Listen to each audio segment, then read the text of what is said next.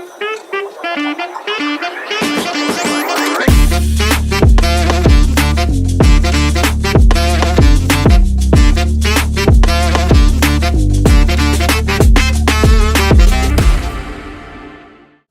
मालिका आम्ही आणली होती 1995 ला. Yes yes. आणि त्याच्यामध्ये राकेश खैरमोडे नावाचं एक विलनचं कॅरेक्टर होतं आणि मी म्हंटल की नाही हा रोल दीपकच करणार.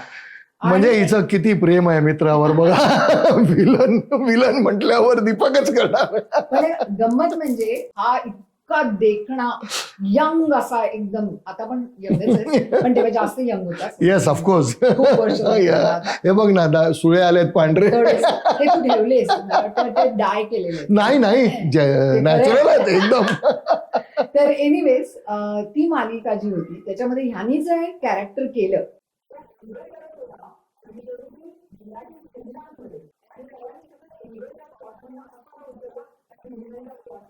आणि दीपक तुला सांगायचं म्हणजे खरं तर ही मालिका 13 भागांचीच होणार होती. अच्छा. येस. ती नंतर मग दूरदर्शन कडनं आपल्याला त्याचं अप्रुव्हल आलं आणि सांगितलं की नाही ही दैनंदिन मालिका करा. हो म्हणजे कारण ते मला असो. मला जेव्हा विचारण्यात आलं तू सांगितलंस रादर हक्कानी हो. ते तेव्हा ती डेली सोप म्हणूनच मला सांगण्यात अच्छा, आलेली मग होती. तोपर्यंत त्याचं झालं असेल तेव्हा ओके. conversion. परंतु आपण पहिल्यांदा ती, आणि गमतीची गोष्ट म्हणजे त्याच्यामध्ये चक्क दामिनीची भूमिका ही ह्याची बायको निशिगंधा बाळ ही करणार होती. काय सांगते म्हणजे हो निशी करणार होती. हो हो निशी करणार होती पण निशीच्या डेट्स मॅच नाही झाल्या. चला बरं झालं होतं ते सांगण्यासाठी.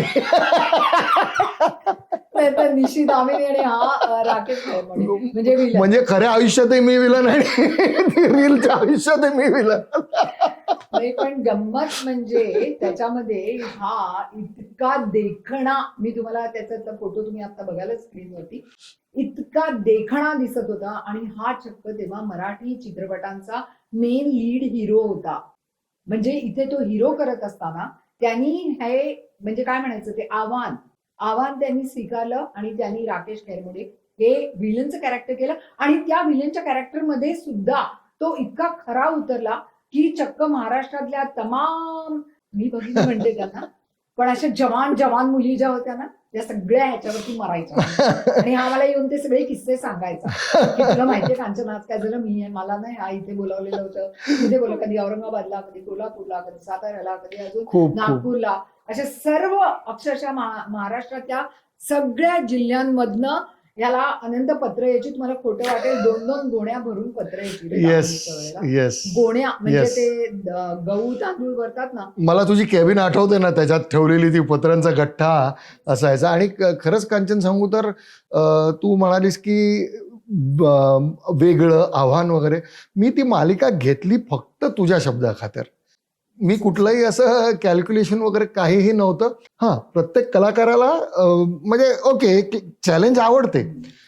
आम्ही म्हटलं की वाय नॉट, कारण सगळीकडे जर हिरो, आणि मोस्टली ते कॉम्बिनेशन त्यावेळेला कशी असायची मराठी पिक्चरची की मी हिरो, अशोक मामा आयदर कॉमेडी हिरो, त्याचा कॉमेडीचा वाज होता अशोक सराफ, किंवा विलन, किंवा लक्ष्मीकांत बेर्डे आणि मी परत तिकडे मी रोमॅन्टिक हिरो आणि तो.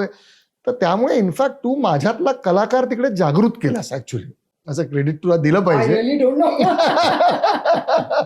पण खरंच म्हणजे तेव्हापासून आमची जी गट्टी जमली असं म्हणायला हरकत नाही. आणि मी जे एवढे आतापर्यंत 9 चित्रपट निर्माण केले त्याला कारणीभूतही दीपक देऊळकर हाच आहे. कारण की त्यांनी मला जर उकसवलं नसतं तर मी मराठी चित्रपटामध्ये ऍज अ निर्माती आणि दिग्दर्शिका म्हणून आले नसते. कारण का तू मला तेव्हा सांगितलं होतंस की कांचन आपली दामिनी एवढी पॉप्युलर आहे, एवढी पॉप्युलर आहे, तुझं नाव अख्खा महाराष्ट्रात जास्त आहे, हीच ती वेळ, हाच तो क्षण, तवा गरम आहे तर भातोडा मारलो. नाही पण तुझ्यात ती टॅलेंट दिसत होती. म्हणजे कितीतरी वेळेला असं असायचं की स्क्रीन प्ले लिहिलेला असायचा, सेटवर तू यायचीस, कारण मराठीतली पहिली डेली सोप म्हणजे मला आठवतं की ती लेडी डिरेक्टर या ऑफकोर्स.